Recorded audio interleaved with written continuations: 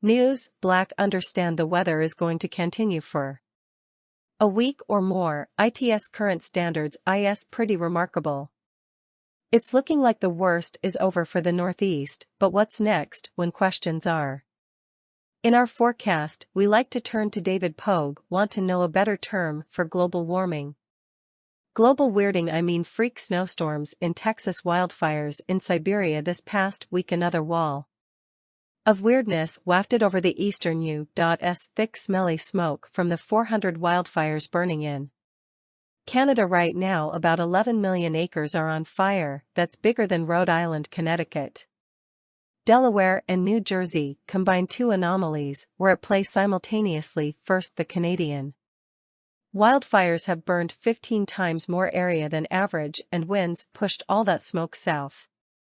And then stalled this last week, saw the worst wildfire smoke exposures across the country ever seen. Vijay Lamai is a senior scientist and environmental epidemiologist at the Natural Resources Defense Council. It's not just trees going up in flames, right? It's homes, it's cars. Car batteries. Wildfire smoke is actually a toxic soup of multiple air pollutants. Even worse, we're inhaling particles that are less than 1/10,000th of an inch across. For size reference, here's a piece of human hair. They enter deep into their lungs, and from there they enter the bloodstream.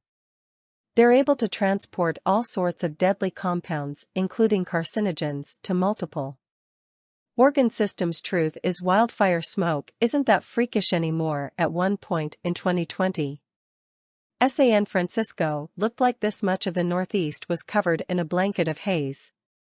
Today, and the East Coast has been hit by Canada's smoke, before 200 hundreds of miles away in northern Quebec.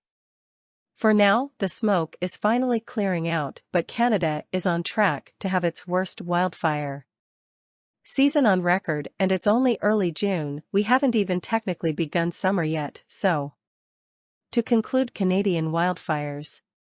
Not unusual. The smoke reaching this far south, very rare, and Canadian fires, this is big, and very early in the season. Freakish. The climate science indicates that this could just be the beginning, so we're going to see fires start earlier, last longer.